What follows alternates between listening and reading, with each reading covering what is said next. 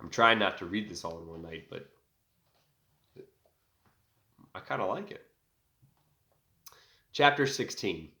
Climbing the Hill Again. It was an unpleasant night for Alexander, because he slept behind the slaughterhouse. It was a pleasant night for the old man, because he had drunk 3 nights' worth of elixir and snored loud enough to scare away whatever demons there were. In the morning, Alexander woke the old man up and began heading through town to go back the way he came.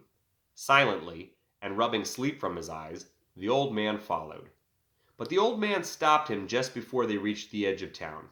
"I forgot something," he said, and he disappeared into a nearby house and then reappeared with the backpack. The ring was on his finger. "Give me back my knapsack," Alexander cried out without tears again. "Sure," obeyed the old man. "And give me back my ring." "Sure," the old man said, but when he pulled the ring off his finger, he played with it for a second. "On second thought," he said, and then he put the ring back on his finger. "I said give it back to me." "Sure," the old man said again, and he once more took the ring off his finger. But once it was off the flesh, he frowned again and stared at it with greed. "Oh, for heaven's sake," said Alexander, who actually said something similar, except in Italian. And he took the ring before the old man could do anything else, and he headed towards the hill again. The hill looked steep. "How are we going to get up that steep hill?" wondered Alexander out loud. The old man just started climbing. So did he, who was Alexander. And when they reached the top, they were tired and sweaty and hungry. But there were no wolves, so that was good.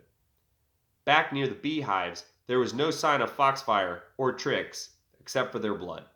And that wasn't good, but at least he tried. Chapter 17. Why the Old Man Left. "Well," said the old man, "I'm pretty tired, especially after hiking that steep hill." "Okay," said Alexander, who was a little upset that his new hot girlfriend, who was not his girlfriend, had been eaten by wolves. "Yeah," continued the old man, "so I'm going to go. But when you get to the next town, I'll be there." And when Alexander turned to be angry at the old man, he found no one was there. The old man was gone. And so was that bottle of elixir. Chapter 18. Concerning this tree and the statue. The statue of the man in the town was... Wait, you didn't think it was the old man, did you?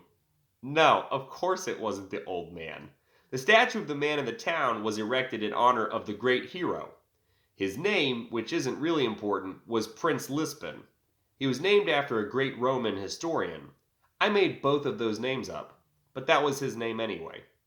He wasn't always a hero. Once, he was just a prince to the king, and yes, the king who Foxfire wanted to kill. He was a scrawny little guy who actually reminds me a lot of Alexander. And he used to go hide by this old tree a lot because that is something insecure and fearful kids do. And it wasn't a magical tree, but it was a pretty good tree to hide behind and pretend you are a hero. So as the years went on, Prince Lispin grew more and more accustomed to his role as heir to the throne. Women were thrown at him, sometimes literally, and he drank adult beverages long before he was supposed to, and his eyes grew darker, and his hair grew longer, and his beard started to pop out of his chin. And there was a monster of some rumor that I'm sure the king ordered to be talked about. And it probably wasn't a real monster, but Prince Lispin was sent off to go kill it anyway, and when he returned, the king made it clear to all the common people that his son was the best, and that he was a hero. And Prince Lispin would visit the tree, and the tree was happy. But not really. It was just a tree. And the prince's sword had priceless gems in the hilt. They shimmered all the way around. There were 5 stones, but they were big enough that they looked like 20. And the king told a famous sculptor to build 5 great statues of his son and place them throughout villages throughout Italy. We just saw one of them, actually. The prince went on to do other miraculous deeds, but only ever when he left for several months and then came back.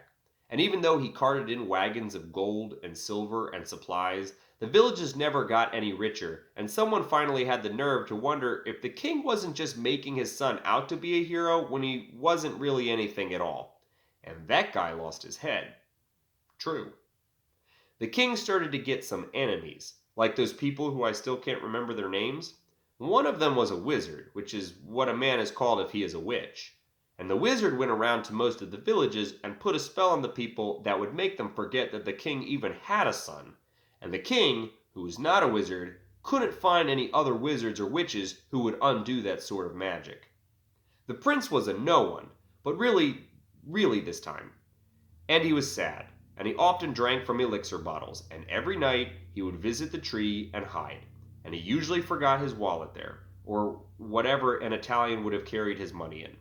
Actually, I'm not sure he even had any money, but he definitely forgot to clean up the bottles, and also the tissues after crying, and also his sword.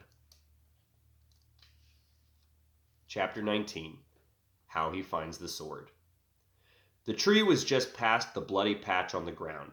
He, who was Alexander, saw a pile of bottles near the base of the tree and was reminded of Pimples and now the old man, and also his parents.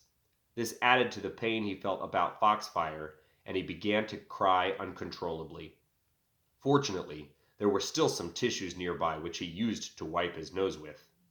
When he had a good cry, Alexander got up and continued on his way. He didn't have a plan as to where he was going, and he didn't even know which direction the king was in. It was maybe 15 steps into the woods when he found the sword in the mud. The blade was entirely covered in mud, which made it hard to see. It was fortunate, then, that the sword had a beautiful hilt, because if it had not, then I would probably not even be telling this story, even though the beginning part has been so good so far. And the sword was made in Italy, of course, and it was silver. Unless if silver is a weak metal, because Alexander is going to have to fight some serious bad guys soon, so I don't want the sword to break. Silver would be cool though. Let's say it looked silver, but it was probably some sort of steel. And there were ugly holes in the hilt. Priceless gems belonged in them, but Alexander wasn't actually all that concerned with them. He totally forgot about his dead girlfriend and family. There was a real, live sword on the ground, and no one was around to claim it. He claimed it.